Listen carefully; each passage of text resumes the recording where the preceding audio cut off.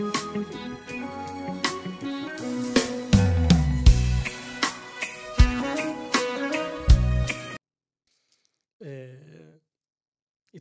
ባለፈው ልንጨርስ ብለን ነው ያታስተዋውሰን እንደሆነ ያቆም ነው ስለዚህ የባለፈውን የተወሰነች ክፍል ሄደን እንጨርስና ምዕራፍ 3 ላይ ዛሬ እንገባለን ከቻልን 3 ቁጥሮችን እንኳን ቢሆን እንድናይ ነው ያሰብኩት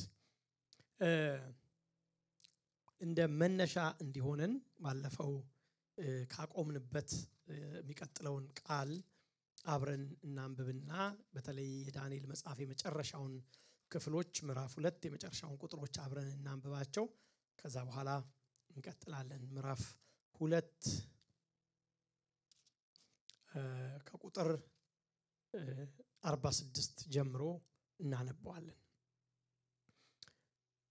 ህልሙን ከነገረው በኋላ ማለት ነው ናቡከደነጾር ያደረገው ነው መቀጥልላችሁ ቁጥር 46 ከዚያም ንጉስ ናቡከደነጾር በግንባሩ ተደፍቶ ለዳንኤል ሰገደለት አከበረው መስዋዕትና ጣልም እንዲያቀርቡለት አዘዘ ንጉሱም ዳንኤልን ይህን ምስጢር ልትገልጥ ይችላልና በእውነት አምላካችሁ የአማልክት አምላክ የነገስታት ጌታ ምስጢርንም ገላጭ ነው አለው ንጉሱም ዳንኤልን በከፍተኛ ስልጣን ላይ ያስቀመጠው እጅግ ብዙ ስጦታዎችንም ሰጠው የመላው ባቢሎን አውራጃ ገዢ አደረገው በባቢሎን ጠቢባን ሁሉ ላይም አለቃ አርጎ ሾመው ከዚያም በላይ በዳንኤል አሳሳቢነት ንጉሱ ሲድራቅን ሚሳቅን አብድናጎምን የባቢሎን አውራጃ አስተዳዳሪዎች አድርጎ ሾማቸው ዳንኤል ግን በቤተ መንግስት ተቀመጠ ንጉሱ ናቡከደነጾርም ከፍታው 60 ክንድ ወርዱም 6 ክንድ የሆነ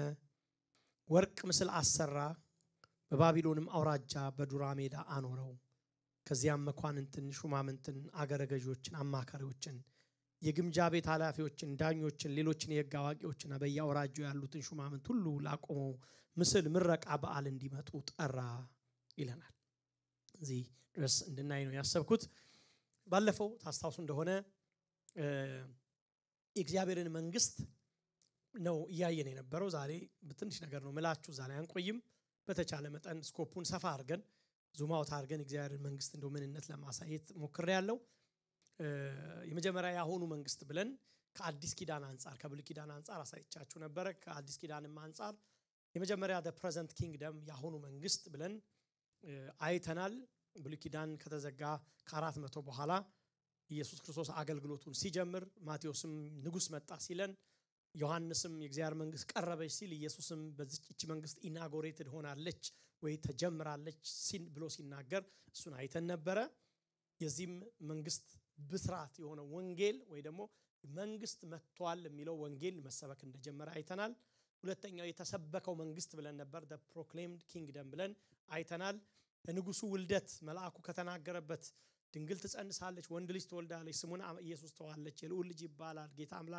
አምላኩን የዳዊትን ዙፋን ይሰጠዋል በዳዊት ቤት ላይ ለዘላለም ይነግሳል ለመንግስቱ መጨረሻ የለውም እስከምትለው እስከባልተፈጸመችው ገና ሁለት በተለይ መጨረሻዎቹ በዳዊት ቤት ላይ ለዘላለም ይነግሳል ለመንግስቱ መጨረሻ የለውም የሚትለው ቃል ወይ ደግሞ ጌታ አምላክ የአባቱን የዳዊትን ዙፋን ይሰጠዋል እነኚህ ቃላቶች ገና በትንቢት ያልተፈጸሙ ናቸው ብለን አይተናል ባለፈው ግን የተሰበከው መንግስት በመጥምቁ ዮሐንስ የተሰበከ በአዲስ ኪዳን ላይ የተሰበከ ያለ አሁንም እስካሁን ምን ሰብከው መንግስት እሱ እንደሆነ አይተናል ሌላ the perfected kingdom ብለው ነው የሚጠሩት የሚፈጸመው መንግስት ተርጉሚዋለው ያቺም መንግስት ምትመጣዋ መንግስት ብንለው እንችላለን በዳንኤል መጽሐፍ በተስፋ የተሰጠች መንግስት ደግሞ አለች perfected መጨረሻ ምትፈጸም መንግስት አለች መንግስት ትምጣ በሉ የተባለችው ማለት ነው እንግዲህ እግዚአብሔር መንግስት መጣለች ብለን እንደገና ደግሞ መንግስት ትምጣ ማለት ሴንስ ላይ ሰጥ ይችላል ግን የእግዚአብሔር መንግስት ኢናጎሬትድ ሆናለች ግን ፉሊ መግዛት አልጀመረችም ገና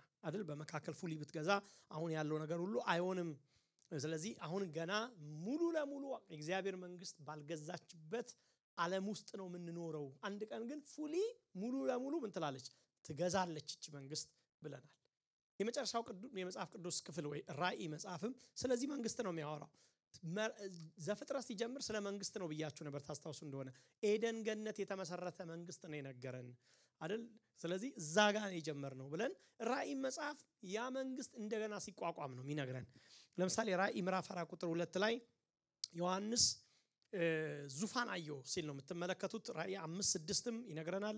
ራእይ 5:13ም እሱን ነው የሚነግረን።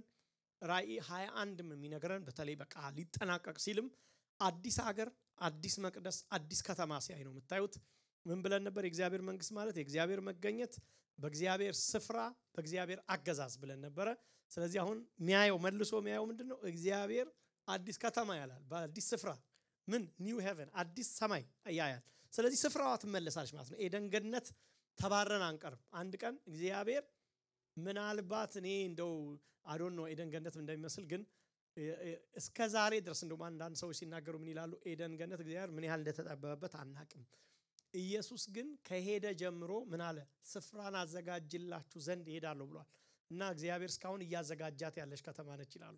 አስቡ 2000 ዓመት ምናምን አልፎታል። አሁን እስከ 2000 ዓመት የተገነባ ምድር ነው የምንሄደው ማለት ነው። ምድር የሚለውን ቃል መጠቀም በጣም ከባድ ቢሆንም ግን እንደዛ አይነት የእግዚአብሔር መገኘት፣ እንደዛ አይነት ህልውና፣ እንደዛ አይነት ከተማ አዲሲቷ ኢየሩሳሌም፣ አዲሲቷ ህዝቡ የሚኖርባት ስፍራ በጣም ልዩ ስፍራ እንደሆነች ግን እርግጠኛ ነኝ።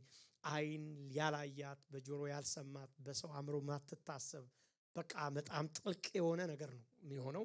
አይ ዶንት ኖ ምን እንዴት አድርጌ ልገልጽ እንደምችል። ግን ዮሐንስ እንግዲህ አዲስ ሰማይና አዲስ ምድርን አየው። ፊተኛይቱ ምድር አልፏል፣ ሁሉ አዲስ ሆኗል። አሁን የምትመጣው ምድር ውስጥ እዚህ ምድር ላይ የሰው መንግስት በሚገዛበት ምድር የነበረው እንባ፣ ለቅሶ፣ ረሃብ፣ ቸነፈር፣ የምድር መናወጥ ወይ ደግሞ ለቅሶም የለም፣ መከራ የለም፣ ሐዘን የለም ብሎናል። በጣም እርግጠኛ የምንሆነው ምንድነው? ከአሁኑ መንግስት የሚለያት ያቺ መንግስት በጣም የሚገርማችሁ ሰው ልጆች በእግዚአብሔር ደስታ የሚኖሩባት ምድር እንደምትሆን እርግጠኛ ነኝ። አሁን ደስታ የለም እዚህ ምድር ላይ ታውቃላችሁ። ሁሌ እንደምንለው ምን በላውን እንኳን እየተደሰትን አይደለም ምን በላው። ብዙ ነገር እያየን እያነበብን ምን ወሬው ከሳይድ ኢፌክት ጋር ነው ሁሉ ነገር ውስጡ ያለው። አንድ ቀን ግን ወዳጆቼ ወይ ምንም ነገር ሰው ጭንቅ የሌለበት ሐዘን የሌለበት ምድር ትመጣለች። አሁን ይሄ ሁሉ ለምንድን ነው የሚሆነው ብላችሁ ካላችሁ በሰው አስተዳደር ነው እየኖርን ያለ ነው። በወደቀ ኃጢአተኛ የሰው ልጆች መንግስት ውስጥ ነው እየኖርን ያለ ነው። ናቡከደነጾር ከተመለከተው ከወርቁ እስከ እግሩ መንግስት ውስጥ ስለሆነ ያለ ነው። ምንም ተስፋ የለውም ማለት እንደው ሰላም ይኖረናል፣ ጋብ ያለ ሰላም። አንዳንዴ ደግሞ ይጀምረዋል ክፉ ነገር፣ ሁሉም ነገር ከፍና ዝቅ የሚል ነው። ያቺ መንግስት ስትመጣ ግን እንደዚህ አይሆንም። እግዚአብሔር የተመሰገነ ይሁን። ያቺ መንግስት ስትመጣ ደግሞ በራእይ መጽሐፍ ላይ ምዕራፍ 18 እንደሚነግረን ሌላ ታላቅ ስልጣን ያለው መልአክ ከሰማይ ሲወርድ አየው ይላል። ያቺ ባቢሎን ብዙዎችን ያሳተችው ይሄች የዓለም ሲስተም ስትወድቅ አየው ይላል። ስለዚህ ይወድቃል። ይሄ ሲስተም እግዚአብሔር ይጥለዋል።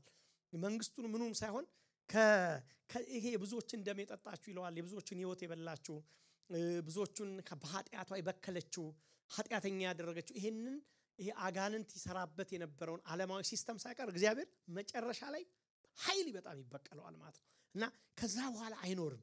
ታውቃላችሁ ኃጢአት የሌለበት ዓለም ማሰብ ትችላላችሁ?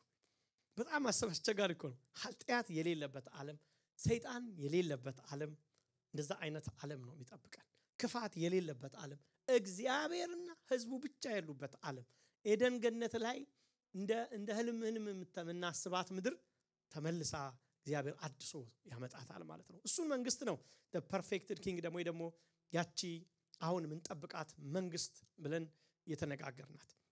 በአጠቃላይ በመጽሐፍ ቅዱስ ውስጥ ከመንግስቱ መልእክት አንፃር ሆል መጽሐፍ ቅዱስን በስድስት የሚከፍሉ ሰዎች አሉ። እኔ አላብራራም፣ ዝም ብዬ ለማለት ብቻ ነው። አንዳንድ ኢንፎርሜሽኖች ስለሚጠቅሟችሁ ብዬ ነው ያመጣሁት። የመጀመሪያ የመንግስቱን መመስረት ነው የምናየው ይለናል። መጽሐፍ ቅዱስን ስትከፍሉት እንደዛ አድርገው የሚከፍሉት አሉ። የመንግስቱ ምስረታ በመንግስቱ ላይ የተደረገ አመጽ ነው ሁለተኛው። ሶስተኛ የእስራኤል መመረጥ ታያላችሁ፣ እግዚአብሔር ሲመርጥ ታያላችሁ። ቀጥሎ የንጉሱን መምጣት ታያላችሁ።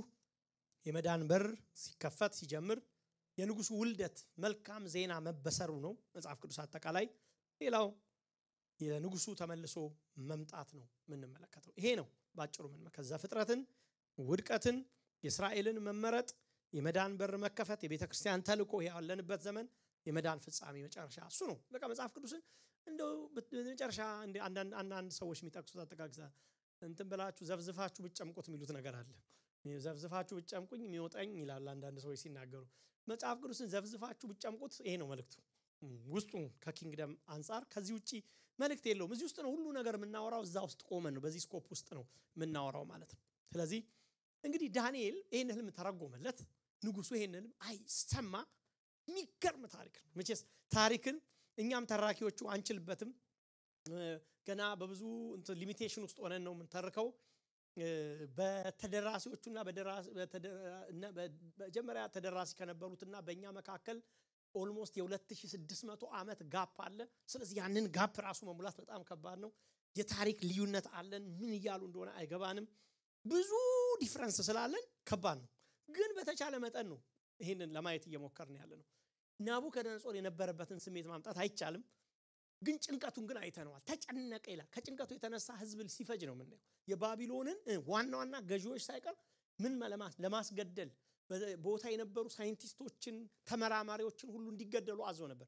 ዝም ብሎ ሰውየው ጨካኝ ንጉስ ስለሆነ ብቻ አይደለም። በርግጥ ባቢሎን ሰኩላር ዓለም የሚናገረው የባቢሎን ንጉስ ናቡከደነጾር በጣም ጨካኝ ሰው እንደነበረ ይነገራል። በጣም ብሪሊያንት ሰው አይተነዋል። መጀመሪያ ስንጀምር በጣም የአርኪቴክቸር ላይ ያለው አቅም ይሄ ስነ ህንጻ ላይ በጣም የታወቀ ነው ይነገርለታል። ምናልባት የተማራችሁ ሳለ ካላችሁት ስለሱ ሰምታችሁ ሊሆን ይችላል። በጣም ግን ደግሞ በሌላ ደግሞ በጣም ክፉ የሆነ ሰውዬ ነው። ግን እዚህ ጋር ክፋቱን ሳይሆን የሚያሳየን እኔ ጭንቀቱን ነው የሚያሳየኝ። ይሄን ህልም የሚፈታለት አጥቶ ነው። በቃ ማንንም የሚፈታልኝ ህልሜንም ትርጉሜንም ካላመጣችሁ ብሎ ነው እንግዲህ ብዙዎችን ለማስገደል ሲነሳ ስንጀምር ይሄን አይተናል። ይሄ በጣም ተጨንቆ የነበረ ንጉስ ግን ያላሰበው ከጥቂት 3 ዓመት በፊት ከይሁዳ ማርኮ ያመጣው አንድ ትንሽዬ ልጅ ህልሙን ፍትትት አድርጎ ነገረው ማለት ነው። ምን አይነት አስደናቂ ነገር ነው ይሄ ንጉስ ይሆነለት። የጠበቀው ነገር አይደል። ደግሞ አንዳንድ ሰዎች ጠርታቸው ህልሙን እንደኔ አያት ሊፈቱት ይችላሉ። የኔ አያት ገመድ ወገቤ ላይ ታጥቄ አየው ካላችሁ ገመዱ እንትን ነው ታጥቀው እግር ድረስ ወርዷል። አዎ እግር ድረስ ከወረደ ደግሞ እንትን ነው ትነበር እንደዛ መብቷ ነው እና እንደፈለገች መፍታት ትችላለች። ምን በምን ይማጣር ያለው በእግዚአብሔር ቃል አትመዝኑት። ገባችሁ? አውጥታችሁ ገመዱ እንትን ነው አትሏት ለሱ። እንደዛ አይደለም የፈታው። ህልሜንም ነገሩኝ ያለው። ስለዚህ ህልሙንም ጭምር ነው የተናገረው ይሰውይ። ገባችሁ? ህልምን መናገር ከባድ ነው። ሰውየው ተኝቶ ያለውን ህልም እኔ ታቀለታለሁ። እና እግዚአብሔር ግን ለዛኛው ህልም ያሳየ ስለሆነ ለሱ ያሳየውን ህልም ወስዶ ለሱ ማሳየው። ምን አይነት ሉዓላዊ አምላክ ነው የኛ አምላክ። ገባችሁ? እንደዛ አይነት አምላክ። ስለዚህ ናቡከደነጾር ህልሙን ግልጥ አድርጎ ሲያሳየው ናቡከደነጾር ደነገጠ በጣም። ህልሙን ትንሽ ልጅ ትርትር አድርጎ ሲነግረው ያየው ደግሞ የመጀመሪያ የነገረው ነገር ምንድነው? እንዳያችሁት ካሁን ያየኸው ቁጥር 45 ድንጋዩም ከላይ ተፈንቅሎ ከተራራ ተፈንቅሎ ብረቱንና ናሱን ሸክላውንና ብሩን ወርቁን ሲፈጨው እንዳየ እንዲሁ ከዚህ በኋላ የሚሆነው ታላቁ አምላክ ለንጉሱ አስታውቆታል አለ። ምን ማለት ነው? 2:45 ነው ያነበብኩላችሁ። ከዚህ በኋላ የሚሆነውን ነው ያሳየዋል። በአንዳንድ ትርጉሞች ላይ የፍጻሜን ነገር ይለዋል። በአንዳንድ ትርጉም ላይ የዓለምን ፍጻሜ ድረስ ነው ማለት ነው ናቡከደነጾር ያየው። ባይዘው ምዕራፍ 7 ላይ 8 9 ምናምን ስንመጣ በጣም አሳያቸዋለሁ።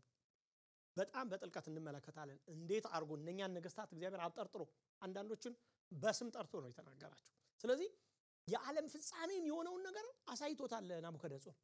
ይሄ ብላቴና ይሄ ደግሞ ተማራኪ ሆኖ ከይሁዳ የመጣልሽ ደግሞ ተርተር አርጎ ነገረው። እግዚአብሔር ምን ተስኖት ይሄንን ሲነግረው መጀመሪያ የነገረው ነገር እስከ ዓለም ፍጻሜ የሆነውን ነው ያየው አለ። አያስፈራም? አያስደነግጥም? አስቡት እስቲ የዛሬ 605 ቢሲ ላይ ቆማችሁ የዓለም ፍጻሜ ድረስ አሁን ህልም አይታችሁ ንቁ እስቲ። ከዛ ነገራችሁት መታችሁ ለወይድ ህልሙንም ነገራችሁ ደግሞ ውሸቱን ነው የተረጎመው እንዳትሉ። ከህልሙን ከነገራችሁ በኋላ አሁን ያየው ህልም ዓለም እስኪጠቀለል ያለው ነው ቢላችሁ አስደነግጥ። እንደዛ ሲሉ ተደለገጠ ሰውየው። እንዴ ማለት በእኛ ዘመን ያለውን ሁሉ ነው ተኝቶ ያየልን ማለት ነው። አስገረመው አንደኛ እሱ። ሁለተኛ ደግሞ ያለው ነገር አንድ ነገር ተናገረው እዚህ ጋር። አንደኛ ህልሙ እውነት ነው አለው ለንጉሱ ሲጀምር ብሎታል። ከዛስ ምን ማለት ነው ባጭሩ? አልቃዠህም አለው። ቅዠት አይደለም ያየው አለ። ምክንያቱም አንዳንዱ መለየት አስቸጋሪ ስለሆነ አንዳንድ ክፍል ላይ ሙሉ ብዙ ነገር አይታችሁ ታድራላችሁ። ጠዋት ላይ ማአት ህልሞች እንደዛው ናቸው ታውቃላችሁ። ድርብርብ ያሉ ማአት ህልሞች ከእንትና ጋር ከሮናልዶ ጋር ምናምን ሁሉ ታያላችሁ። ብዙ ነገር ማለት በቃ ምንም አይገናኝ። እንደዛ አይደለም ያየው። ምንድነው? ኩልል ያለ እውነት ነው ያየው አለው። ኩልል ያለች ትሩዝ አይታል አለውና ቀጥሎ ምን አለው? ፍቺው አለ። ፍቺው የታመነ ነው። ምን ማለት መሰላችሁ? ያየው የትንቢት መልእክት ነው ያየው። ምክንያቱም ወደፊት የሚፈጸም ነው ያየው። እሱ ደግሞ ምን ያለ ነው? የታመነ ነው ፍቺው ምን ማለት ነው እኔ ፈትቼልሃለሁ ህልሙ ምን እንደሚሆን አይደል አዎ የነገርኩ የሚፈጸም ነገር ነው ይሆናል አለው ይቀር አይደለም አንዷም አትቀርም ከነገርኩ አለው ነግሬያቸዋለሁ ባለፉት ጊዜያቶች ናቡከደነጾር ምስል ነው ያየውን ምስል እሱ እዛ ጋር ቆሞ ማረጋገጥ አይችልም እኛ ግን እዚህ ቆመን ከ2600 ዓመት በኋላ ነው እኛ ያነበብነው ያለው ስለዚህ እኛ ማረጋገጥ እንችላለን እሱ ያየውን የወርቅ ራስ እሱ እንደሆነ የብር ክንዶችና ደረቱ ሜዶንና ፋርስ እንደሆኑ ወገቡና ሆዱ ጋር ደግሞ የግሪክ መንግስት እንደነበረ ከበታች ያሉ ሁለት እግሮቹ ደግሞ የብረት መንግስት የሮም መንግስት እንደሆነ አያውቅም ምን ተብሎ ነው የተተረጎመለት ለሱ ካንተ በኋላ የሚነሱ መንግስታት እንደው ምን ብሎ ነው የተተረጎመለት ሌላ መንግስት በሌላ ቃል ምን ብሎታል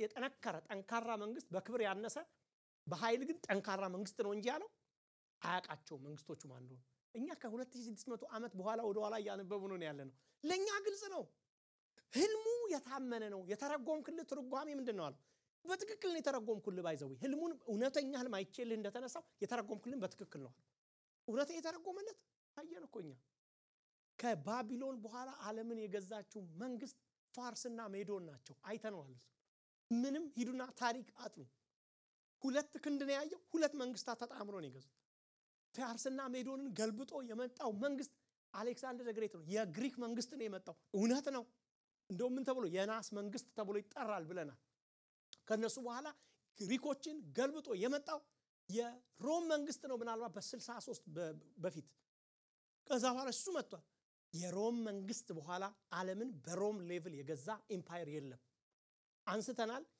በግዛቴ ፀሐይ አጠልቅም ያለችዋ እንግሊዝ እንኳን ሮም ከነበረበት ዓለም አንፃር ስናያት አልገዛችም በዛ ሌቭል ሁለተኛ ከእግዚአብሔር መለኮታዊ ስኮፕ አንፃር እግዚአብሔር ከአየት ከእስራኤልና ከዘላለም አንፃር ከዘላለም ከፍጻሜ አስተምሮ አንፃር ከዛ በኋላ የተነሳ እንደዛ አይነት ኤምፓየር የለም ምን ማለት ነው ከ2600 ዓመት በኋላ እኛ የዳንኤልን ህልም ቲክ እያረግን ያለነው ማለት እያረጋገጥን ያለነው እውነቱን የተረጎመ በዛን ሰዓት ላይ ላያምን ይችላል ወደፊት የሚሆነው ግን ምን አረጋገጠለት የነገርኩት ትርጓሜ እውነት ነው እሺ አለው ከ2600 ዓመት ይሄው ማስተምራችሁ ታሪክ እየተቀስኩ ነው ምን ብለናል ህልም ታሪክና ትንቢት መካከል ልዩነት አለ ብያቸዋል ታሪክ ማለት የተፈጸመ ትንቢት ማለት ነው ትንቢት ማለት ግን ያልተፈጸመ ታሪክ ነው ብለናል አለቀ አሁን ያኔ ትንቢት ነበረ እስከዛሬ ያየነው ነገር የግሪክ መምጣት የሮም መነሳት የሮም ለሁለት መከፋፈል የፋርስና ሜዶን መነሳት ዳንኤል ለናቡከደነጾር ሲተረጉምለት ትንቢት ነበር እኛ ግን ዛሬ ስናየው ምንድነው ታሪክ ነው ምክንያቱም ታሪክ ማለት የተፈጸመ ትንቢት ስለሆነ ታሪክ ሆኖ ነው ምን እውነት ሆኗል ማለት ነው ይሄንን ሲያረጋግጥለት ነው የምታዩት ስለዚህ ምንድነው ማለት ነው ዳንኤል እየነገረው ያለው መጨረሻ ላይ የነገረው ምንድነው እነኚህ ሁሉ ያልፋሉ ብሎታል ግሪክም ያልፋል ፋርስም ያልፋል ሜዶንም ያልፋል ሮምም ያልፋል አለና አንድ ድንጋይ ከላይ ተሽኳላ ትመጣለች አለ ሰው እጅ አይነካትም እግዚአብሔር ነው የሚወረውራት አንድ ሌላ መንግስት ይነሳል ያ መንግስት የእግዚአብሔር መንግስት ነው የሚባለው የክርስቶስ መንግስት ነው የሚባለው ሁሉን አፍርሳ ብቻዋን የምትቆም መንግስት ናት አለ እሱ ሆኗል እንዴ አልሆነም በትንቢት እየጠበቅ ነው ያለነው እስካሁን ያሉት በሙሉ ራይት እየሰጠናቸው ነው የመጡት ያቺ መንግስት መጣለች ግን በሙላት አልመጣችም ዓለምን አልገዛችም ማለት ነው ሙሉ ለሙሉ አልተቆጣጠረችም ስለዚህ በትንቢት ገና ምን ጠብቀዋለ ስለዚህ ለኛ ምንድነው የማረጋገጫው ያነገርኩ ቃል የታመነ ነው ማለት ምን ማለት ነው የክርስቶስ መንግስት መምጣት የታመነ ነው አንዳንዶች ይሄን ቃል ሲተረጉሙት ዳንኤል በዛን ሰዓት የነገረው የእግዚአብሔር ቃል ስለሆነ የእግዚአብሔር ቃል የትንቢቱ ቃል የታመነ ነው ማለት ነው ይላሉ ትክክል ነው ባይ ዘ ዌይ ምን ማለቱ ነው ይሄንን ማለት ብለን ስንተረጉም ትንሽ ሃይላይት ልስጣችሁ ከአንዳንድ ሐሳብ አንፃር ዘፍጥረት መጽሐፍ ሲጻፍ I think last week አንስቼው እንደሆነ አላቅም ዘፍጥረት መጽሐፍ የተጻፈው ተደራሲ ያለው ዘፍጥረት መጽሐፍ አይደል እኛ ብዙ ጊዜ ሉቃስ ለእንትናን የደረሰው ማቴዎስ ለከሌን የደረሰው አይደል ምን ነው ተደራሲዎቹን ስናስብ ዘፍጥረት ተደራሲ እንዳለው አስባሽ ተቀ ዘፍጥረት ዝም ብሎ የወረደ መጽሐፍ አይመስልም ዝም ብሎ ለሁሉም ዓለም የተጻፈ አይደለም ግን በጊዜው ዘፍጥረትን አንደርስታንድ ሊያደርግ ለሚችል ሶሳይቲ ነው የተጻፈ ፍጥረት ሲጻፍ ገባችኋል ለምሳሌ ዘፍጥረትን መጽሐፍ ሲጽፍ እግዚአብሔርም አለ ሙሴ ነው የጻፈው ብርሃን ይሁን አለ ማለት ከዛስ ብርሃንም ሆነ ይላል መጽሐፍ ቅዱስ ላይ ዘፍጥረት ላይ በሙሉ የምታዩት ቃል አለ ሆነ ተደጋጋሚ ቃል ታያላችሁ ይሄ ነገር ለምንድን ነው ብዬ ትንሽ ማጥናት ጀመርኩ ሙሴ ይሄንን ሲል ለኛ እግዚአብሔርን በሙላት አሁን ከብዙ ዓመት በኋላ በጣም ያጠናን በብዙ አስተማሪዎች በብዙ መጽሐፍ ተጽፎልን እጃችን ስለገባን እነሱ ይሄ ሲጻፍላቸው ብሉይ ኪዳንም አዲስ ኪዳንም አልነበራቸው ሰዎቹ ብሉይ ኪዳንም ገና እየተጻፈ ነው የለም ዘፍጥረት እየተጻፈ ስለሆነ ለነሱ ገና መጽሐፍ ቅዱስም የላቸው መጽሐፍ ቅዱስ እጁ ላልገባ ሰው እግዚአብሔር ዓለም እግዚአብሔር ፈጠረ ማለት እንዴት ይከብዳል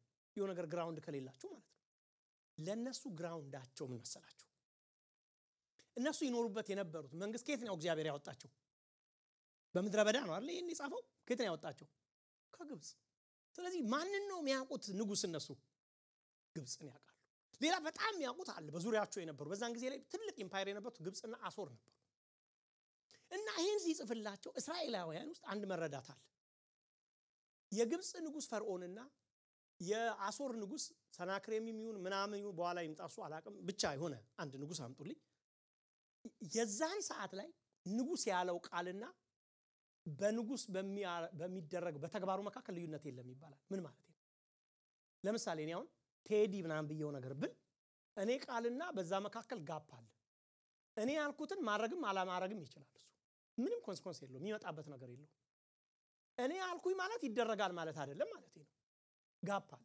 አለመፈጸምም ይችላል በዛን ጊዜ ግን ነገስታቱ ያሉት ይፈጸማል ምንም አለመፈጸም አይችልም ምን ማለት ነው ፈርዖን ገላለሁ ካለ ይገላል ምንም እንትን የለም ጋፕ የለው አጠፋለሁ ካለ ያጠፋል የሆነ ነገር ካለ ይሆናል በነገስታቱ ቃልና በሚደረገው ድርጊት መካከል ልዩነት የለም ቃላቸው ሀፕን ያደርጋል ሙሉ ለሙሉ ይፈጸማል ያለ ምንም ተቃርኖ ዳንኤል ላይ ማሳያቸዋል ወደፊት ታስታውሳላችሁ በሜዶንና ፋርስ ሕግ የተፈረመው የዳንኤል ጉድጓድ መግባት ንጉሱ ሊያድነው ሞከረ ይላል ሊያድነውስ አልቻለም ለምን ተፈርሟል ተብሏል አይቻልም መቀየር አይቻልም ቃላቸውና እነሱ መካከል ልዩነት የለም የነሱ ሪስፔክት ባሉት ቃል ነው የሚመዘነው ስለዚህ ይሄንን የጸለየ ሰው ጉድጓድ ይጣላል ተባለ ከዛ ተጣለ ንጉሱ ሊያድነው ሞከረ ይላል እንዴ ንጉስ አይደል እንዴ ነው የምትሉት አሩኛ ምን ነው ንጉስ ነው በቃ ተውት አይቻልም ምን ብሎ መቀየር አይቻልም የንጉስ ቃል መደረግ አለበት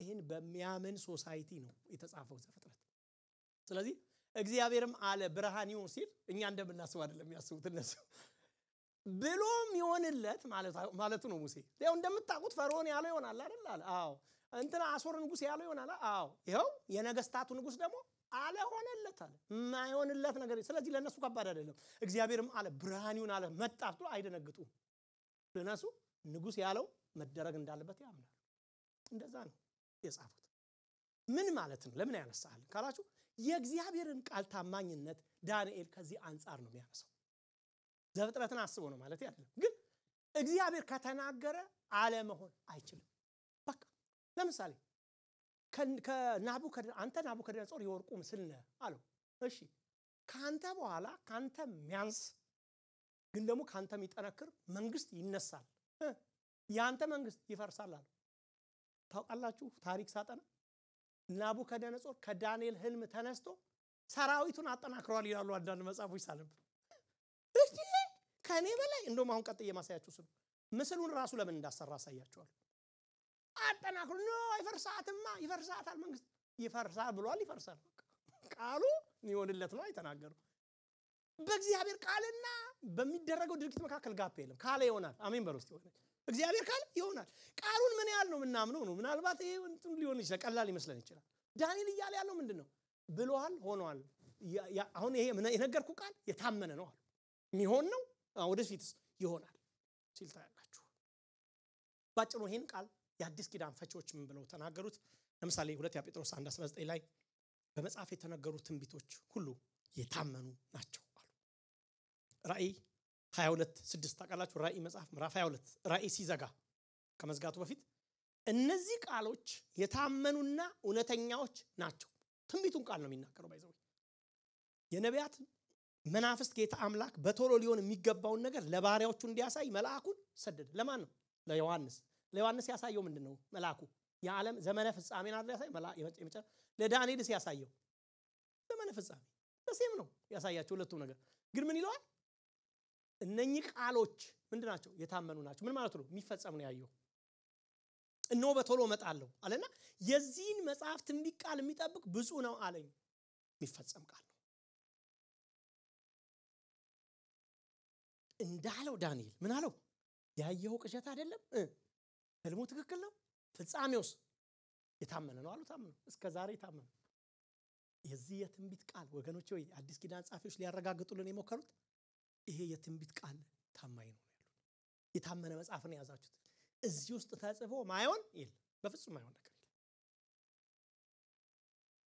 ንጉሱ ምን መለሰ በዚያ ጊዜ ንጉሱ ለናቡከደነጾር በግንባሩ ተደፍቶ ኢላ ቁጥር 46 ለዳንኤል ሰገደ የእህሉን ቁርባን አቀረበለት እንዲያቀርቡለት አዘዘ ይላል ዳንኤል አንዳንድ ጊዜ እኮ በጣም እየገረመ ያነበብኩት ዳንኤል አንዳንዴ ንጉሱ የተከብራለ ያለው ነው የሚመስለው እኮ እዚህ ጋር የእህል ቁርባን አቀረበለት ቆይ ሰውየው ምን ያስቀርበዋል ተፈርሳለህ እኮ ነው ያለው ካንተ በኋላ ሌላ መንግስት እነዚህ ሰዎች እኮ ልጆቻቸውን እያነገሱ እኮ ሺህ ዓመት ለመንገስ የሚያስቡ ሰዎች ናቸው እኮ አንወርድም በቃ ኤምፓየር አይቆምም ብሎ የሚያስቡ ሰዎች ትቆማለህ እንኳን አንተ አለ ገና ማአት መንግስታት ይነሳሉ ብሎት የእህል ቁርባን ያቀርባል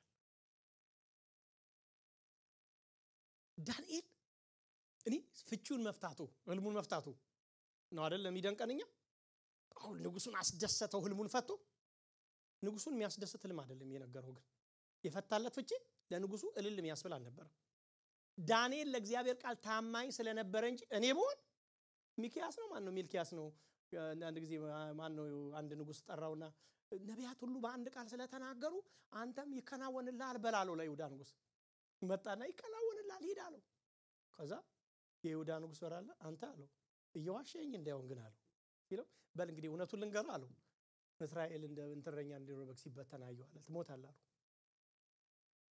ለምንድነው ቀድሞ ሂድና ይከናወንልሃል ብለ ተናገር አለው ሌላው መጥቶ ያለዛ መከራ ነው የሚያበላ ሲለው ቀርየር አረገ በኋላ ግን ተው እውነቱን ንገረኝ ሲለው ነው የነገረው ዳንኤል እውነቱን ተናገረ ሊያስገድለው የሚችል ትሩዝ እንደተናገረ ግን ምን ለምን በዛ ዘላለም እኖራለሁ ብሎ በሚያስቡ ንጉስ ነገስታት ዘመን ካንተ በኋላ ሌላ ይነሳል አይባል በዛ ጊዜ ላይ ሺህ ዓመት ንገስ ነው የሚባል ንጉስ ወይ ሺህ ዓመት ንገስ ነው የሚባለው ስለዚህ ሪስክ ነው የወሰደው ለእግዚአብሔር ቃል ታማኝ ለመሆን ሪስክ ሲወስድ ነው የምታዩት ዳንኤል እግዚአብሔር ግን ባሪያዎቹን የማያሳፍር የእውነት ታማኝ ሆኖ የሚያገለግሉትን የማያሳፍር እግዚአብሔር ይገደላል ተብሎ በሚታሰብበት ምድር ላይ ፕሮሞት አደረገው እግዚአብሔር ጭራሹን አከበረው እግዚአብሔር አይገርማችሁ ታማኝነቱን አይቶ አከበረ ያልጠበቀውን ነገር አደረገለት ንጉሱ ይዛ ግድ ነው የምታዩት ብዙ ነገር ማንሳት እንችላለን ግን አንድ ነገር እርግጠኛ ምን ሆነው ነገር ገራችሁ ለዳንኤል ሰገደ ምናምን የሚሉ ቃላቶች እዚህ ጋር ታያላችሁ ምንድነው ዋናው እዚህ ጋር ትርጓሜው ምንድነው ልንረዳ እንፈልገው እርግጠኛ ምን ሆነው ነገር በአዲስ ኪዳን ላይ የነበሩ የቱኞቹ የእግዚአብሔር ሰዎች የአምላክነት አምላክ ሆነው ስግደት ሲቀበሉ አታዩ እንደዛ ለምን በምን ማረጋገጥ ይችላል ካላችሁ ለዳንኤል ክብር ሰጠው ያንተ አምላክ ነው ያለው ወዲያው አምላካችሁ ሲለው ነው የምታዩት ስለዚህ ንጉሱ ዳንኤልን አክብሯል ግን ስለተፈታሁልምና ስለተሰራው ስራ የዳንኤልን አምላክ ነው ሲያመሰግነው የምታዩት ስለዚህ ይሄ አንዳንዴ ልክ ይሄ ምንድነው የምንለው እነኚህ ጻድቃን ስግደትን ይቀበላሉ ከሚለው ጋር ተያያዥ ሆኖ እንዳይታየን በጣም ጥንቃቄ ያስፈልጋል እንደዛ ስላልሆነ ማለት ነው ስለዚህ ንጉሱ አከበረው ይሄ አንዳንድ ጊዜ በሐዋርያት ሥራ ላይ እንደው ብዙ ላለመግባት ያሰብኩ ነው ግን በሌሎች መጽሐፎችም ላይ ሰዎች ሲነኩ ክብርን ሲሰጡ እናያለን ግን የአዲስ ኪዳን መርህ አዲስ ኪዳን ይሁን በብሉይ ኪዳን የምናየው ነው እኛ አይደለንም አምላክ ነው ስገዱ ሲሉ ነው የምናየው ግን ዳንኤል ምንም የእግዚአብሔርን ክብር የሚያስነካ ትሬት እንዳልሆነ ስለገባው ምንም አላለ ምናልባት ለኛም ያልተጻፈልን ነገር ይናል ባጭሩ የምናየው ምንድነው ንጉሱ ዳንኤልን አምላክ አመሰገነ በየታቃለህ ካላችሁ ቁጥር 47 ንጉሱም ዳንኤልን ይሚስጥር ትገልጥ ዘንድ ተችሎሃል በእውነት አምላካችሁ ነው ያለው የአማልክት አምላክ የነገስታት ጌታ ሚስጥርን ገላጭ ነው አቤት የሚገርሙ ሶስት ቃላቶች ናቸው ምናልባት ወደፊት በሌሎች እናያለን የአማልክት ምን አምላክ የጌቶችስ ጌታ ሚስጥርንስ ገላጭ ነው ማ የናንተ አምላክ በርግጥ እውነት ነው መጽሐፍ ላይ የተናገረው መጽሐፍ ቅዱስችን የሚናገረው ቃል በትክክል ነው እውነት ነው በኮንፌሽን ነው ንጉሱ ኮንፌስ ነው ያደረገው ባጭሩ ቀላል ኮንፌሽን አይደለም የመጀመሪያው ጣዖቶችን ነው የካደው አምላካችሁ ስለሆነ ያለው ስለ አምላክ ይዋራ ስለሆነ የአማልክት አምላክ ሲል አማልክቶቹ ጣዖቶችን የባቢሎንን አምላክ ሳይቀር ነው ዲና እንትን ያደረገ ያለው እሱ የበላይ ነው ይያለ ስለሆነ የነገስታት ጌታ ነው ሲል ንጉሱን የራሱን ክብር ሳይቀር ነው እዚህ ጋር እየተወያለው እኔ ንጉስ ነኝ ኢቭን እነኛ ሰዎች የነገስታት ንጉስ አይደል እንዴ ብሎታል እንደውም ታስተውሳላችሁ አንተ የነገስታት ንጉስ ነህ የወርቁ ራስ ነህ ብሎታል ነግሬያቸው ከዛ ተረጎምኩላችሁ ለምንድን ነው የነገስታት ንጉስ ያለው ብዬ ዓለምን ሁሉ ይገዛ የነበረ ስለሆነ ነው ብያቸዋለሁ ራሱ የነገስታት ንጉስ ይባል ነበረ ማ ናቡከደነጾር ግን ምን አለ አራራኔ አይደለም ማለት ነው የነገስታት ንጉስ ላይ ነው ብሎ ሲናገር ታያላችሁ ሌላ ሚስጥርን ገላጭ ነው አለ ያሰይ እንዴ ህልሙን መፍታት ያቃተው ነው እኔ የነበረው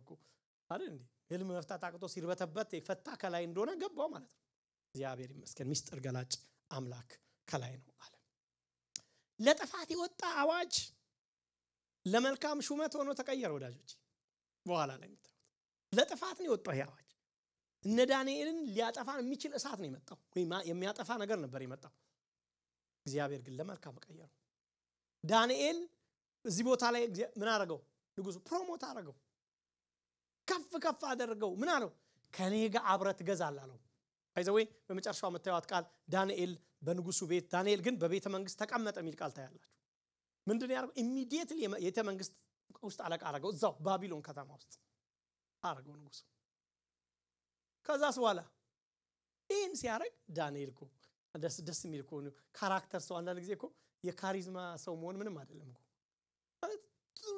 ጥሩ ጸጋ ስጦታ አለው እኮ ይሄ ሰው ምን ይመፍታ ስጦታ ምን ዋጋ አለው ግን ካራክተር ነው እንጂ ዋናው ደግሞ ወዲያው ምን ታዩታላችሁ ልክ እግዚአብሔር ሲያስበው ማን ተዛለው ጓደኞች ንጉስ ያከበራችሁ እንዴ ለማለፍ ነው እንጂ አሁን ማን እዚህ ጋር ለጓደኛ ያስባል እዚህ በዚህ መካከል ስለ ጓደኛችሁ ታስባላችሁ ልክ ንጉሱ አክብሮ ሳይጨርስ ንጉሱ አቤት ሲለው እኔ ብቻ አይደለም ማለት ሌሎችም አሉ ማን ያሉ ሲድራቅ ሚሳቅ አብደናጎ የሚባሉ ከኔ ጋር እነሱን መባክ አንድ ቦታ ሲይዝልኝ አለ አገር ምን አይነት ሰው እንደሆነ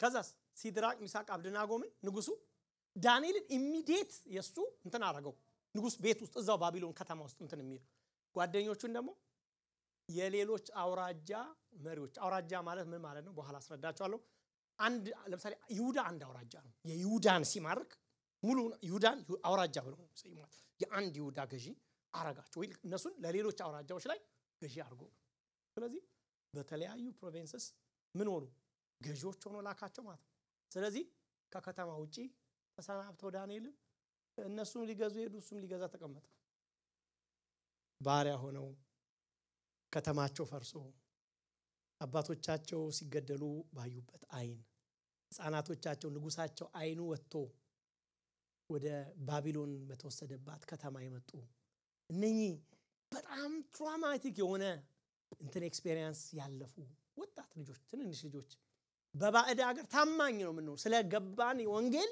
ስለገባን የይሁዳ ስለምናቀው እግዚአብሔር ታማኝ ሆኜ ነው ቆመው ስላሉ አጣላቸው እግዚአብሔር ኮምፕሮማይዝ ስላረግን አይደለም ሰርቫይቫል ሰው ኮምፕሮማይዝ ስላረገ የሚቀጥለው ውጤት እንትን አይደለም እግዚአብሔር የሚሰጠው ስኬት ማለት ስለዚህ ጸንተው ስለገባቸው ወንጌል በትንሽ እድሜያቸው ጸንተው ቆሙ እግዚአብሔር በንጉሱ መብልና መጠጥ አንረክስም ብለው ነበር ትላንት አሁን ደግሞ ህልምን በትክክል ለመፍታት ለእግዚአብሔር ለሰጣቸው ቃል ታማኝ ሆኑ እግዚአብሔር በእውነት ያገለገሉትን አይረሳም የእውነት አይጥልም እግዚአብሔር በዛችሁ አዋጅ ሊገደሉ በመጣበት ባቢሎን አወጣቸው ከፍ አረጋቸው ይሄን ብሎ ነው የሚጨርሰው ምዕራፍ 2 ምዕራፍ 3 ግን ምዕራፍ የለም መጽሐፍ ቅዱስ ሲጻፍ ባይዘው ለዚህ ነው ቅድም ሳነብ ምዕራፍ 3 እኛና አልኳችሁ ስለዚህ ስናነበው እንዴት ነው ምናነበው? ከዚያም በላይ ቁጥር ለምሳሌ 49 ጀምረ ምዕራፍ 2 ላይ በዳንኤል አሳሳቢነት ንጉሱ ሲድራቅን ሚሳቅን አብደናጎን የባቢሎን አውራጃ አስተዳዳሪዎች አድርጎ ሾማቸው።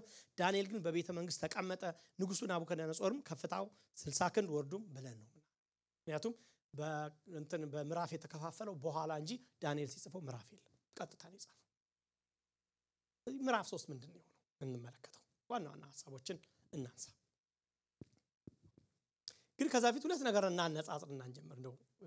መጀመሪያ ቁጥር ምዕራፍ 2 ቁጥር 47 ላይ ለዳንኤል ያለው ስሙ ንጉሱም ዳንኤልን ይላል ቁጥር 47 ይህን ምስጢር ትገልጥ ተችሏልና በእውነት አምላካችሁ የአማልክት አምላክ የነገስታት ጌታ ምስጢር ገላጭ ነው። ጌታን ተቀበለኩ በቃ ይሶይ ምን ቀረ? ጥምቀት ብቻ ነው ያለው ሰው ያልተጠመቀው ገና እነን ብሎ በዛ ደግሞ ምዕራፍ 3 ቁጥር 1 አንብቡት። ምንድነው የሚለው ማለት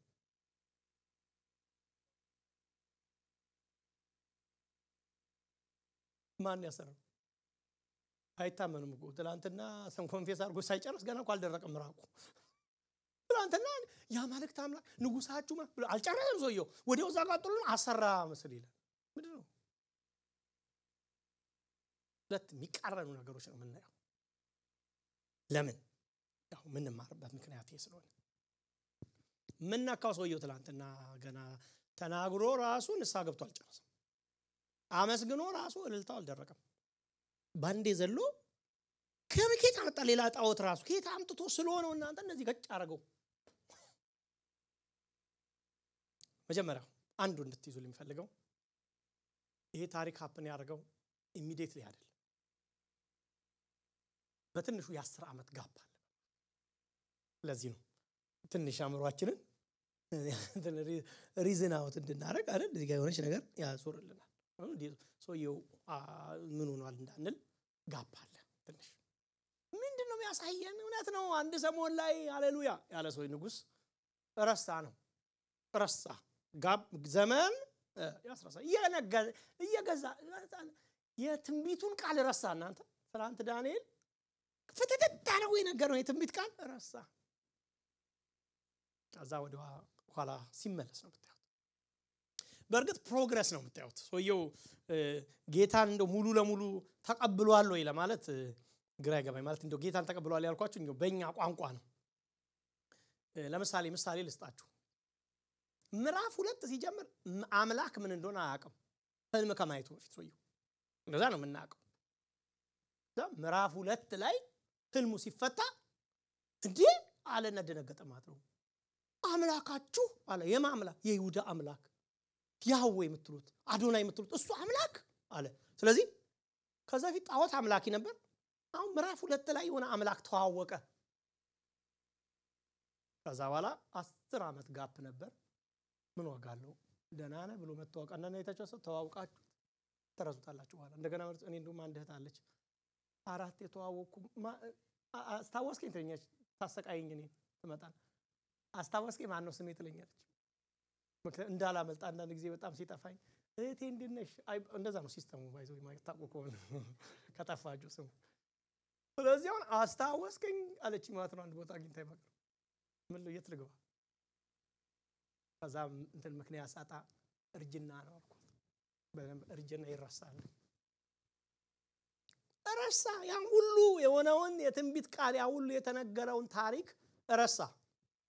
ስለዚህ ተመለሰ። ምዕራፍ 3 የምታዩት ለባቢሎን አምላክ እንዲሰግድ ሲመለስ ነው የምታዩት ሰውየው። እንደው ዝም ትንሽ ነገር ሁለት ነገር። ከዛ ምዕራፍ 3 ላይ ካልተሰገደ ሲል እግዚአብሔር እንደገና መጥቶ እንደገና ራሱን አስተዋወቀው። በምን? የአማልክት አምላክ የአማልክትን ልጅ የሚመስል አንድ ሰው እሳት ውስጥ ገብቶ ልጆቹን ሲያድናየ ጉድ አለ። ደግሞ ሰውየው መልሶ ኧረ ጉድ ነው እሳት ውስጥ ገብቶ ከዛ ምን አለ? ያምላካቸው ከነሱ አምላክ በቀር ማንንም እንዳታመልኩ ከእሳት ውስጥ እኮ ሲያድናቸው አየን እኮ አመቅ በቃ ማንንም በባቢሎን አውራጃ ከሱ ውጪ ማንንም እንዳይመለክ እሺ አሜን አለ። ከዛ እንደገና ትንሽ ቆየና እንደገና በባቢሎን ላይ ማንንም ሰው እንዳይጸልይ ብሎ ደግሞ አዋጅ አወጣ። ሰውየው ማለት ሰውየው ትንሽ ማለት እንድታዩት ስለፈልጉ ነው ንጉሱን እንዲህ በደምን እንደገና ደግሞ ጸሎት ከልክሎ ደግሞ አወጣ ደግሞ መጨረሻ ደግሞ ወጣና መታመልከው አምላክ አዳነ ይላል ደግሞ እንደና ከአንበሳም ጉድጓድ ያድና ብሎ የሚያምን ሰውዬ ታያላችሁ እንደገና ደግሞ ትንሽ ቆየና ደግሞ ጌታን በቃ ይሄ ሰውዬ እግዚአብሔር ገብቶታል ብለን ደግሞ ስናስብ ይሁንትና ላይ ምንድነው ባቢሎን ላይ ከተማ ማማ ላይ ቆመን እቺ ከተማ ለክብር ያሰራዋት ታላቂቱ ባቢሎን አይደለችም አለ ይለው ምዕራፍ 4 ላይ እግዚአብሔር ተመልሶ መጣ አሉ አቤት ሲል አንተ አሉ ምዕራፍ 2 ነገርኩ ስለራሴ አሉ አልሰማም ምዕራፍ 3 ሰው አዳም ከሳት ሳውጣይ አልሰማም እንደገና ምዕራፍ 4 ላይ እንደገና መጣ እንደዚህ ትላለህ ምዕራፍ 2 ጀምሮ ዓለምን ነገስታት ማንቀጥቀጥ የነገስታት ንጉስ ነኝ ሉዓላዊ እንደሆንኩ ይሄ ሁሉ ነገር የማይገባም እንዴ አሉ ቆይ አሁን አንተ የሚገባ በደም እንዲገባም ያረግ ነገር እንገር አለውና አንዳንድ ትርጉሞች ምሩት አእምሮን ነጠቀው ይላል እኔ አንዳንድ ጊዜ ግራ የሚገባኝ ቃል ነው የነበረው አእምሮ እግዚአብሔር እናንተ አይገርማችሁ አእምሮ ለካ ስጋ አይደለም ማለት እዚህ ውስጥ የተቀመጠ ነጭ ስጋ አይደለም አእምሮ ጮማ ይመስላል ይላሉ እነሰላም ግን እንደዛ ጮማ የሚመስል ነገር አይደለም አእምሮ ውስጥ ያሉት ንጥረ ነገር ይሁን ምን ወሰደው ብቻ እግዚአብሔር ሰውየው አለ እና ሊትራሊ እየዞረ እንደ ከብት ሳር በላ ይላል ይሄ በጣም ቤተ መንግስት 7 አመት ይሄደ ይሄ ናቡከደነጾር ነው ከዛስ ሪኮግናይዝ ያረገ አለሉ አላዊ ብሎ ሲል ደግሞ አእምሮን ሰጠው ይላል አቤት እግዚአብሔር አእምሮን ይሰጣል ያልወሰደብን እግዚአብሔር ስሙ ይባረክ ለካ አንዳንድ ሰው አእምሮ እንኳን መካት እኮ ያስፈልግም የሰጠ ነው ይወስዳል ለካ እዚህ መስላ ኢዮብ ይመስለኛል እስትንፋስን ብትል እንደርቃለን ብሏል እግዚአብሔር አንዳ ተነፈስ ቢሆን እግዚአብሔር ባለበት ወደ ውስጥ ቢሰባው እንደርቅ ነበር ብሏል ግን እሱ በትንፋሽ የማይኖር እግዚአብሔር ስለሆነ እንዳለብን ይዋለን ሲፈልግ ወደ ውስጥ ይሰባዋል ስለዚህ ይሄ ሰውዬ አልገባ ሲለው መጨረሻ ላይ ምን መሰላችሁ ያረጋው ሊትራሊ ያረጋው ያው ይሄ ማለት ጥሩ የእንትን ሜዲካል ቋንቋ ቃል አይደለም ግን ልጠቀም ለኛ ዩዝ አሳበደው ቀሶየው በቃ 7 አመት እናንተ ናቡከደነጾር መንገድ ላይ አግኝታችሁት ንጉስ እንደሆንኩ ታውቃለህ ማ ይላችሁ ንጉስ ነው ላይ ጨርስ አርጎ እንደገና ደግሞ መለሰውና እናለው አሁንስ አለው ማለት ነው ሲለው አሁን እውነቴን ነው ከአማልክት ተነሱ አምላክ ምዕራፍ 4 ነው ማለት የለም በቃ የለም አለ በባቢሎን አውራጃ ከነሱ አምላክ ውጪ አምላክ ይገደሉ ብሏል እንደዛ አዋጅ ወጣ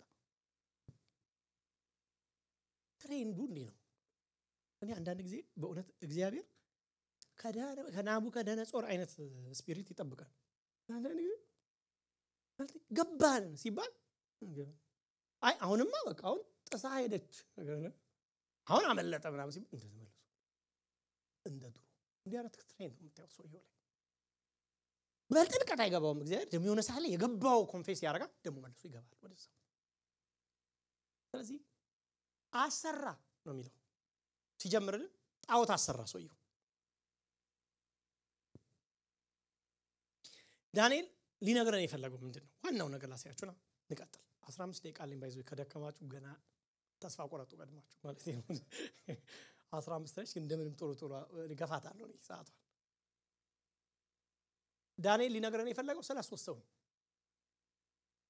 ቆይ እነኛ 3 ሰዎች ይገቡ ለሚለው ወደዛ ሊመለሰን የፈለገው ታልከዋል ወደ አውራጃዎች ሁሉ ታልከው አሁን ተበታትነው የሌላ የባቢሎን አውራጃዎች ገዢዎች ሆነዋል አሁን እሱ ከተማ ነው እነሱ ገጠር እየገዙ ነው ያሉት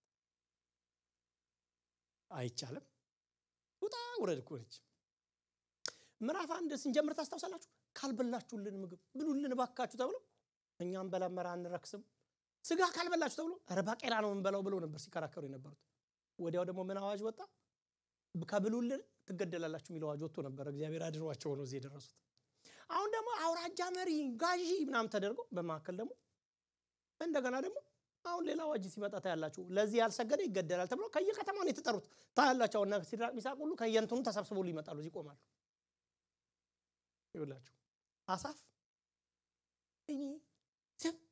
እኔ ነው በጌታ የሆንኩት አለ አንድ ቀን ጭንቃለውና አካብዲ የሆንኩት ምንም አይጠቅም ነገር ነው እግዚአብሔርን ቃል መኖሪ ለእግዚአብሔር ጌታ አይጠቅምም ከዛ በኋላ እግዚአብሔር በመንፈስ ይመስለኛል ወሰደውና ለምንድነው ሲያያቸው ሰዎቹ አይናቸው ጎላ ጎላ ያለ ወፈር ወፈር ያሉ ፈርጠም ያሉ የተመቻቸው ሲሞቱ እንኳን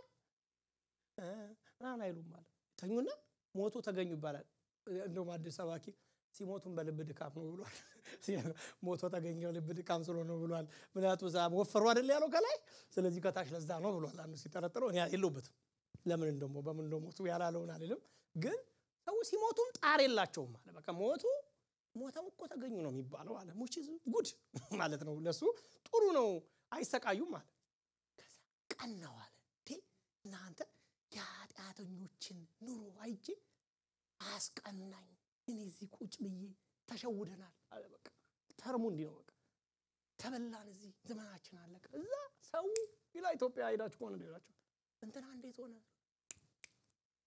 ወላጆች ስሙሉ እንትሉ ላይ ተክሱላችሁ እንትና እሱ ይከገባ ገባ ማለት ነው አደርስበትም ማለታቸው ነው እንደዛ ሆኑ አለ ማለት ነው ከዛ ግን ምን አለ እግዚአብሔር በመንፈስ ወሰደኝ ነው ገር ነውና ወደ መቅደስ እስከገባ ነው እንዴ ተሰማኛል ወደ እግዚአብሔር ፕሬዘንስ ገብቼ መጋረጃውን ገለጠና የቆሙበትን አሳየኛል ስግግ አድርጎ እግዚአብሔር ይመስገን አንዳንዴ አንገታችንን ያርዝምልን እንድናይ ፍጻሜ ያጢያትን ፍጻሜ እንዲህ ሳያቸው አንተ አለ በቃ አባባሉ ድጥ ላይ ነው ቆሙ ሰዎች ምንም አስተማማኝ መሬት ላይ አይደለም ያሉት ምን ማለት ነው ድጥ አይታችሁ ነው ያቃሪ ልጅ በድጥ ተጫውጫ እንደዚህ እናንተ እንግዲህ እንትን ስለሆናችሁ ምርጥ ሰዎች ስለሆናችሁ የት እንደተጫውታችሁ አላቅም ኤድና ሞል ምና እኔ እንትን ከታች እንዲህ የሆነ መንገድ እንትን አለ መሬቱ ከዛ ጭቃ ነገር ይሆንና ክረምትማ ምን ይመስል እንዲህ ታረጋዋለ በግር ስትሉ ቶሎ ስለሚያዳልጥ አሁን በቃ አንዳንድ ጂም እንደውም ያሰሩታል ስፖርት ለሆድ ይያሉ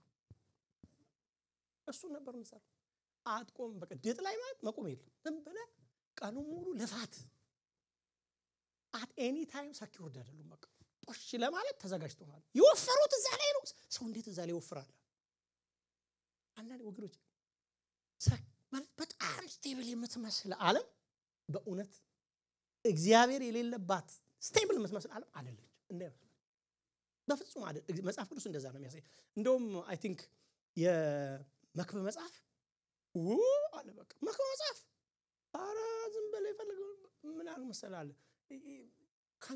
ከንቱ ነው እንደው ማለት በደም አርጎ አሳመረልና ትነት ነው እውነተኛ ኑሮ እግዚአብሔርን ካወጣበት ትነት ነው አለ ሲጀምር ቡል ነው የምትለው አይታል ትነት አይታችሁ እስቲ ድስት እንትን ብላችሁ ክፈቱት እስቲ ብሎ ነው የሚወጣው ከዛስ በኋላ ግን አንዷ ትነት ሰሜን ሄደች ያቺ ትነት ይያላችሁ በነጋታው ትነት ፈልጋላችሁ የለም ያቃጠላል መጀመሪያ ስከፍቱት እኮ እጃችሁ ሊቃጠላል ከዛስ በኋላ ይሉ እንደዛ ነው እግዚአብሔርን ስታወጡት ለጊዜው ይመስላል ግን ዜሮ ነው ፍጻሜ የለው ነገ የለው ተፋጭ እንዲህ ነው የሚገጠው ለምንድን ያነሳው ካላችሁ ስቴብል አይደለም ትላንት ተሾሙ ዛሬ ተሻሩ ትላንት ብሉልን ተባሉ ነገ ሊገደሉ አዋጅ ወጣ እምትል ዓለም እቺ ባቢሎን ነች ባቢሎንን ያጠናን ስለሆነ this is a system ይሄ ሲስተሙ ይሄ ነው እንዲህ ነው በቃ እግዚአብሔር ሊገለው ሊያጠፋው የፈለገው መንግስት ባይዘው ይሄን ሲስተም ተፍጾም ሰው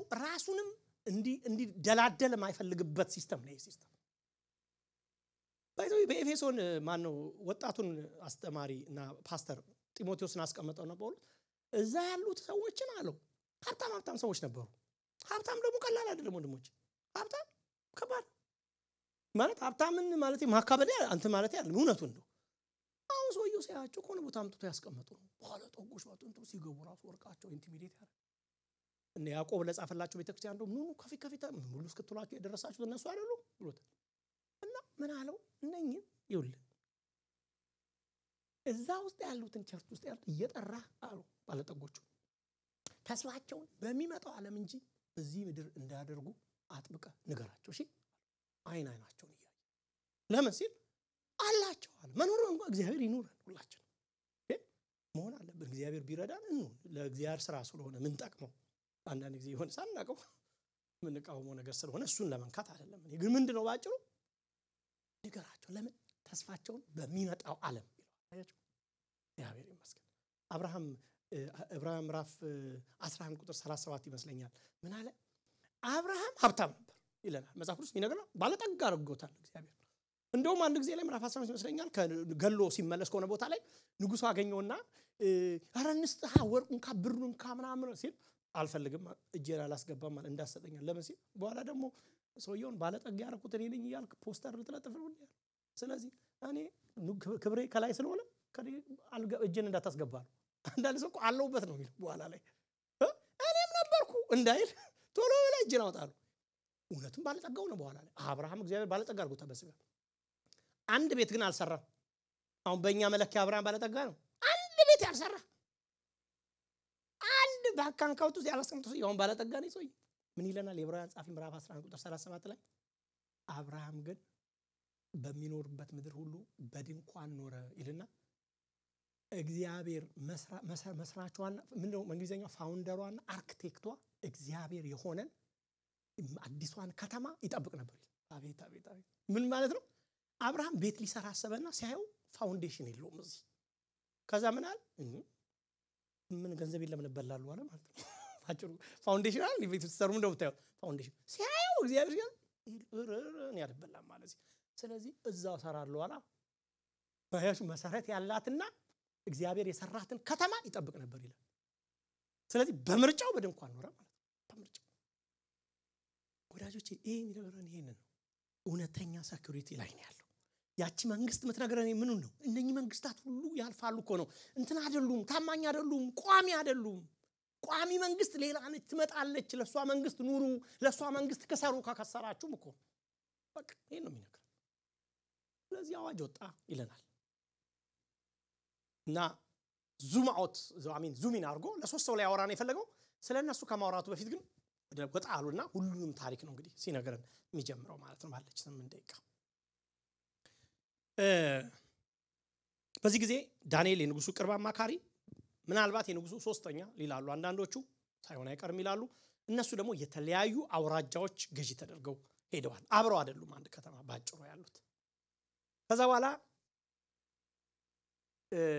አዋጅ ወጣ የእሳት ነዶ በዛ ያልሰገደ እሳት ውስጥ ይገባል የሚል ነው የወጣው በዕብራውያን 11 ላይ ተጽፏል ይሄ ሐሳብ ተጽፏል ሲድራቅ ሚሳቅ አብደናጎምን ግን ከምዕራፍ 3 በኋላ አታዋቸው በቃ የለም ታሪካቸው ራሱ ከዛ ዳንኤልን ብቻ ነው የምታዩት ንጉሱን ከምዕራፍ 4 በኋላ አታዩት በቃሱም ሲመለስ ከብደቱ ታሪኩ ያበቃል ከዛ ልጅ ምናምን የሚቀጥሉት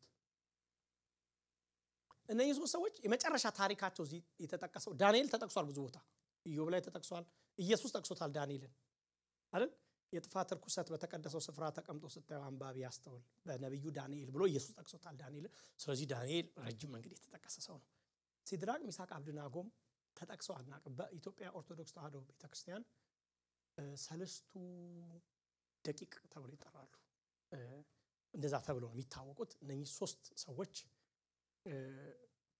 የመጨረሻ የተጠቀሱት በዕብራውያን 11 ላይ ነው አንዳንዶች በእምነታቸው የሳቱን ኃይል አጠፉ ስማቸውን አልጠቀሰም ዝም ብሎ ግን ተግባራቸው ተጠቅሶ ነው ስለዚህ ባጭሩ የእምነት አርበኞች ናቸው የእምነት አባቶች ከምንላቸው ውስጥ ይቆጠሩ ሰዎች ናቸው እነዚህ ዝም ብሎ እንደው የሆኑ ወጣቶች የእምነት አርበኛ የሚያስብለው እድሜ አይደለም ባይዘው የእምነት አርበኝነት የእምነት ሰው የሚያስብለው እድሜ ጉዳይ አይደለም እነዚህ ወጣቶች ናቸው በጣም በእድሜያቸው ተግባር ነው ስራቸው ነው እምነታቸው በእምነታቸው ያከናወኑት ምንድነው የሚለው ነገር እንደሆነ እንመለከታለን ስለዚህ በዚህ አቅጣጫ ላይ ምንድነው የምናየው እምነታቸው ስለሆነ የተገለጠው ምዕራፍ 3 የነኚህ የሶስት ሰዎች እምነት ሲፈተን ነው የምታዩት አይገርማችሁ እኔ እኮ ይገርመኛል ባቢሎን አመጣቸው ትላንት እምነታቸው በምን ተፈተነ በምግብ አንበላም በንጉስ መብል አንረክስም አሁን ደግሞ ቆየና አነገሳቸው እግዚአብሔር ስፍራ ሰጣቸው ገዢ ሆኑ ከዛ ከግዛታችሁ ተሰብስበን መተን እንደገና እንጠየቃለን ብላችሁ ታስባላችሁ ኦዲት ሊደረጉ ነው ተጣሩ እንደገና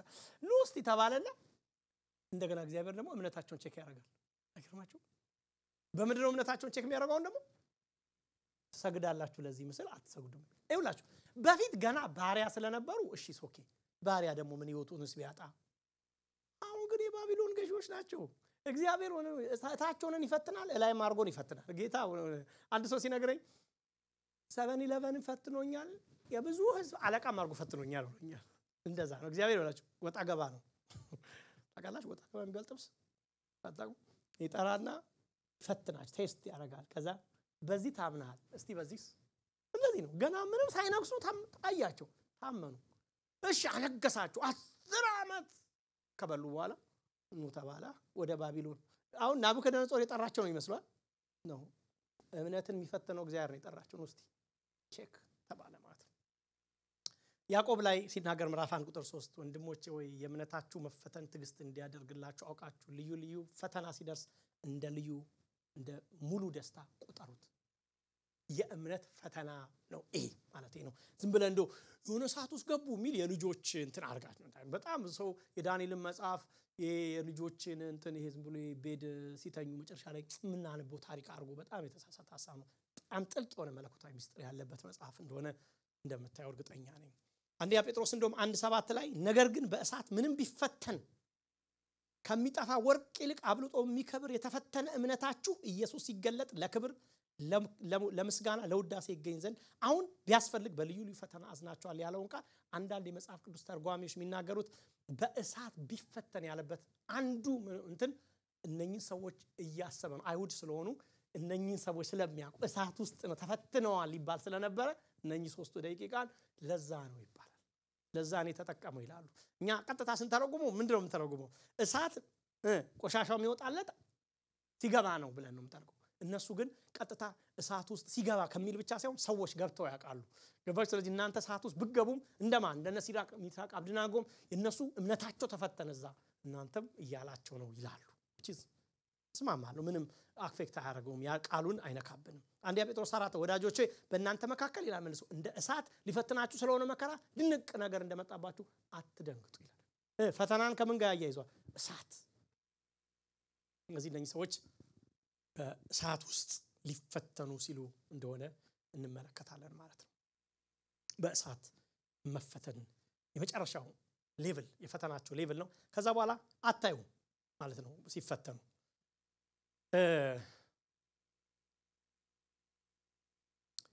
አንድ ነገር ብቻ አንስቼ ልጨርስ ባለኝ 3 ደቂቃ።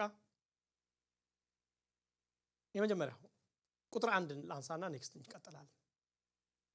ናቡከደነጾር ቁመቱ 60 ክንድ ወርዱም 6 ክንድ የሆነውን የወርቁ ምስል አሰራ፣ በባቢሎን አውራጃ በዱራ ሜዳ አኖረው። የመጀመሪያ ቁጥር 1 ሚለን እንደዚህ ባንስ በቨርስ እንኳን በዲቴል ባንሄድ ይሄ ግን ጠቃሚ ሐሳብ ስለሆነ 1-3 ሐሳቦችን ልስጣችሁ አንዳንድ ደቂቃ ይፈጅ እንኳን። የመጀመሪያ ምን ያህል ትልቅ ምስል እንዳሰራዩ ምስሉ እዚህ ጋር ምናረገው ዝም ብሎ እንደው ኢማጂን ለማድረግ ነው። ትልቅ ምስል ያሰራው ምክንያቱም አለው ብዬም ስለማምን ማለት ነው። የምስሉን ትልቅነት ማወቃችን 9 ጫማ ወይ 27 ሜትር ነው ያሰራው። በአሁን ባለው የፎቅ ከፍታ 10 ፎቅ ያክላል። ሂውጅ ነው፣ ትልቅ። የዚህ በዱራ ሜዳ በኢራቅ ውስጥ በሚገኝ ባቢሎን ስፍራው በአርኪኦሎጂስቶች ተገኝቷል ተብሎ ነው የሚታመነው። 20 ሜትር ጥልቀት አለው ፋውንዴሽኑ ወደ ታች ያሰራው። በጣም ከፍታ ስለሆነ በጣም ረጅም ስለሆነ ግዙፍ ከመሆኑ የተነሳ ስፋቱ 2.7 ሜትር ያክል ነው። እንደምታዩት በጣም ትልቅ ነው። 10 ፎቅ ሆነ ግን የሰው ምስል አይነት ሲሆን ደግሞ አስቡት እንዴት ምን ሊመስል እንደሚችል ብሎ መገመት። ፎቅ አትሊስት ተለቅ ብሎ ሰፋ ብሎ ስለሚሄድ ላይታወቀን ይችላል። አይዶን ይሄ ስታቹ ኦፍ ሊበርቲ ስንት እንደሆነ በጣም ግዙፍ ነው ስታዩት። እዛ እንትኑ ላይ እንኳን ቁጭ ብላችሁ ስታዩት የኒውዮርክ ያለው ግን ምናልባት 10 ፎቅ ይሆናል ብዬ አላስብም ገምት። ያንንም ያክል አሰራ። ከዛ በኋላ በዚህ ለዚህ ምስል ካልሰገዳችሁ አለ። ይሄን ምስል የሰራው በወርቅ ነው፣ ግን ወርቅ ሙሉ ወርቅ እንዳልሆነ ይታመናል። 10 ፎቅ የሚሞላ ወርቅ አግኝቶ ይሰራል ተብሎ አይታሰብም። በወርቅ ለበጠው ነው። ኢሳይያስ 40 ላይ አማልክቶቻቸውን በወርቅ ይለብጡታል ይሰሩትና ይለብጥ እንደሚል በወርቅ ከቨር እንትን ምንድነው ቀባው ብለን መውሰድ እንችላለን እንጂ ሙሉ ለሙሉ ወርቅ ይሆናል ተብሎ አይታሰብም። በእርግጥ ባቢሎን አንተ የወርቁ ራስ ነው ያለው። ባቢሎን የወርቅ ክምችት ያለባት ከተማ ነች ብያቸዋል ታስታውሱ ነው። ምናልባት ሊሆን ይችላል ተብሎ ይታሰባል። ኢቭን ከተማይቷን ራሱ ባቢሎንን ከተማን እቺ ለክብር የሰራዋት ያላትን በወርቅ ነበር የሰራት ብለን አጥንተናል። ታሪክ ይሄን ነው የሚነግረን። ማለት በወርቅ ሰራው ሲሆን አብዛኛው ቦታ ላይ በወርቅ እንዲለበጥ አርጎ ነበር ይባላል ብዙዎቹ ስትራክቸሮች። እና ይሄንን ነው የምናየው። ምን አይነት ነገር ነው ይዞ ያስብ ያለው ማለት ነው። ብድግ ብላችሁ ተነስታችሁ 10 ፎቅ የሚያክል አንድ የሆነ ትልቅ ሶዬ ሰርታችሁ በወርቅ ለጥፋችሁት ከዛ ደግሞ ያኖረበትን አሳያችሁ። በዱራ ሜዳ የሚባል አኖረው። ዱራ ማለት የተከበበ ማለት ነው ቅጥር ማለት ነው የተከበበ ሜዳ ማለት ነው ሲሆን ከባቢሎን 6 ማይል ርቀት ላይ የምትገኝ ቦታ ነች የተከበበ የተባለበት ምክንያት በዙሪያው በተራራ ተከቦ ማከሉ ትልቅ ሜዳ ስለነበረ ነው ዱራ ብለው የጠሩት እዛ ቦታ ላይ አኖሩ ኔክስት ዊክ እንቀጥል ለምን በጣም ጥልቅ ነገር ስለሆነ አሁን አንድ ነገር ይሄን ምስል ስታዩ ምን ተዛላችሁ ከተማርነውስ ምን ተዛላችሁ ህልሙ ላይ ምንድነው ያዩ ይሄን ነው ያየነው ተገልብጦ ግን ምንድነው ዲፈረንሱ ይሄ ሙሉ ወርቅ እነኛስ ስለዚህ ይሄ ሰውየው ነገር ያላ አይመስላችሁ ነገር ያሰበ አይመስላችሁ ኔክስት እንቀጥላለን ባጭሩ ይሄ ሰውዬ ያሰበ ያለው ምን ተብሎ ነበር አንተ የወርቁ ራስ ብቻ ነው በቃ እሺ ተብሏል አንተ በኋላ ሌላ ይመጣል ካንተ ከዛ በኋላ ሌላ ይመጣል ከዛ በኋላ ሌላ ይመጣል ከዛ በኋላ ለዘላለም ቋሚ የሆነች ሌላ ትመጣለች ተብሎ ይለ አሁን ምን አረገ ማለት ነው እንዴ ዓለማት ነው ተነሳበት እኔ ብቻ ነኝ ማንንም የለም ወርቁ ነው በቃ የሚቀጥለው ከላይ እስከ ታች ወርቁ ነው አለ እነማንንም ነው እየተቃወመ ያለው እቺንም የምትመጣውን መንግስት ነው እግዚአብሔር በኋላ የሚሰጠው ምላሽ ታያላችሁ እኔ ነኝ እንደውም ይላችሁ ቃሉ አይቶች ኮነ ቁጥር 1 ነው በዱራ ሜዳ ምን ምትል ቃል አለች ሰርቶ በዱራ ሜዳ አቆመው ምትለው ይሁት ቃሉ ለምን መሰላችሁ ዳንኤል ላይ ካው በፊት ምዕራፍ 2 ላይ ያየነው ምንድነው ሌሎች መንግስቶች ሁሉ መታፈጭታ ከዛስ ያቺ መንግስት ምን ትላለች ይላል ተቆማለች ይላል የክርስቶስ መንግስት ብቻ ነው ተቆማለች ተባለችው ከዛ እሱ ማምጥቶ አቆመው አለ ማለት ነው ስለዚህ ዲፕ ነው ሰውየው በጥልቀት አስበው ነው 10 አመት የተነሳው ዝም ብሎ ብሪክ ብሎ ነው የተነሳው አይደለም በደንብ አስበው እንደተነሳና ያለን ኔክስት እንቀጥላለን ቆመን እንጸልይ